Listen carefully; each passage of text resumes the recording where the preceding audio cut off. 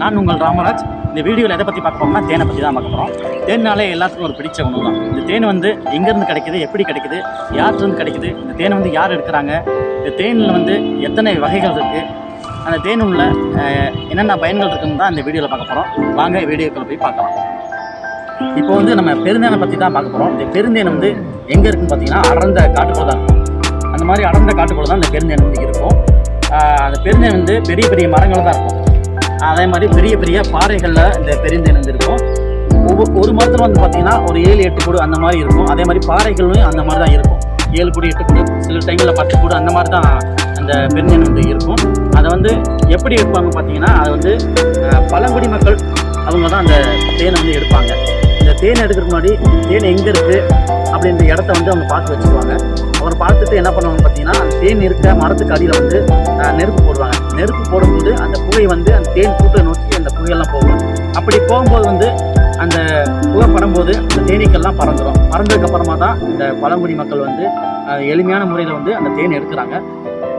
தேனை எடுக்கும் பார்த்தீங்கன்னா எளிமையானு சொன்னாலும் அதில் வந்து கொஞ்சம் ஆபத்தான வேலைகள் இருக்கும். ஏன்னா நம்ம கை கால் ஏதாவது ஸ்லிப் ஆச்சுன்னா கீழே விழுறக்கூட வாய்ப்புகள் கூட அதிகமாக இருக்குது.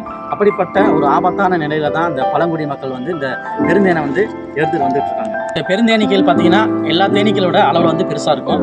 அப்படி பெருசாக இருக்க காரணத்தினால வந்து ஒரு 5-6 தேனீக்கள் நம்மளை கொட்டிச்சுன்னா கூட நம்ம உயிருக்கு வந்து ஆபத்தாக்குற வரக்கூடிய வாய்ப்புகள் அதிகமாகவே இருக்குது. இது வந்து பார்த்தோம்னா என்ன தேன் பார்த்தோம்னா அடுக்கு தேன் தான். இந்த அடுக்கு தேனை வந்து எங்கே இருக்குன்னு பார்த்தோம்னா பாறை பங்குகள், மரப்பங்குகள் இந்த மாதிரி இடங்கள்ல தான் இந்த அடுக்கு தேன் வந்து இருக்கும். இந்த அடுக்கு தேன் வந்து எதுக்கு அடுக்கு தேன் பேர் வச்சு பார்த்தீங்கன்னா, அந்த அடுக்கு தேன் வந்து இந்த ராடுகள் வந்து அடுக்கடுக்காக இருக்கும். அதனால தான் இதுக்கு வந்து அடுக்கு தேன் வந்து பேர் இருக்குது. இந்த அடுக்கு தேன் வந்து பெருந்தேன் ஈக்களை விட கொஞ்சம் அளவில் சின்னதாக தான் இருக்கும்.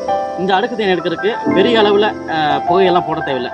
சின்னதாக ஒரு புகை மட்டும் போட்டோம்னா இந்த அடுக்கு தேனீக்கள் வந்து பறந்துடும். அதுக்கப்புறமா வந்து இந்த அடுக்கு தேனை வந்து நம்ம வந்து ஈஸியாக நம்ம எடுத்துக்கலாம். அடுத்தபடியாக நம்ம என்ன தேன் பார்த்தோம்னா கொம்பு தேன் தான். இந்த கொம்பு தேன் வந்து அளவில் சின்னதாக இருக்கும். ஈக்கில் வந்து சின்னதாக தான் இருக்கும். இந்த கொம்பு தேன் வந்து சின்ன சின்ன இந்த முட்புறங்கள் அந்த மாதிரி இடங்கள் தான் இருக்கும்.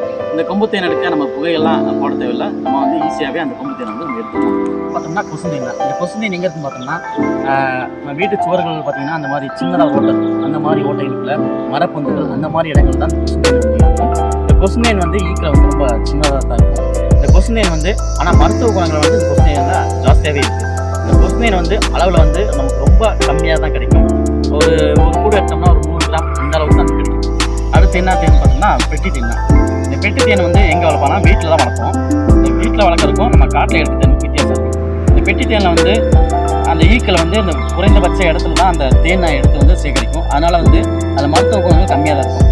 ஏன்னா காட்டில் இருக்கிற தேனீக்கள் வந்து எல்லா மலை ஃபுல்லாக சுற்றி வந்து அந்த தேனை எடுத்து வந்து அந்த கூட்டில் வைக்கிறதுனால மருத்துவ குணம் வந்து அந்த தேனில் வந்து ஜாஸ்தியாக இருக்குது. இந்த பெட்டி தேனில் வந்து இந்த மருத்துவ குணம் வந்து கம்மியாக தான் இருக்குது.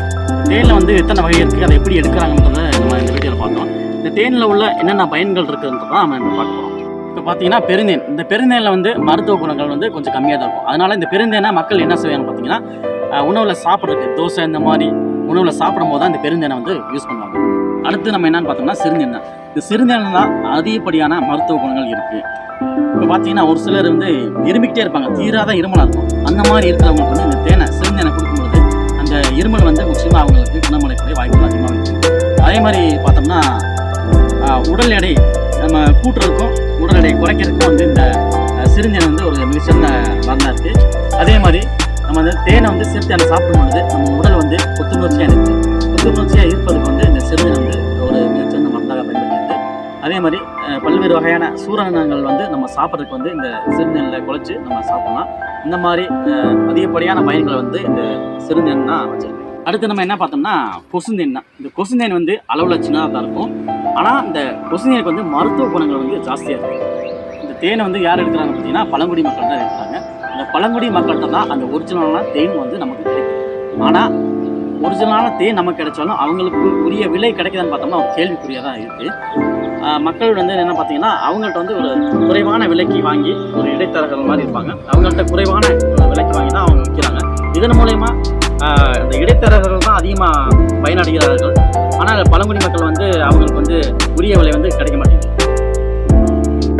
தேனில் எத்தனை வகை இருக்குது, எப்படி எடுக்கிறாங்க, யார் எடுக்கிறாங்க, தேனில் வந்து என்னென்ன பயன்கள் வந்து நீங்கள் தெரிஞ்சுக்கீங்க.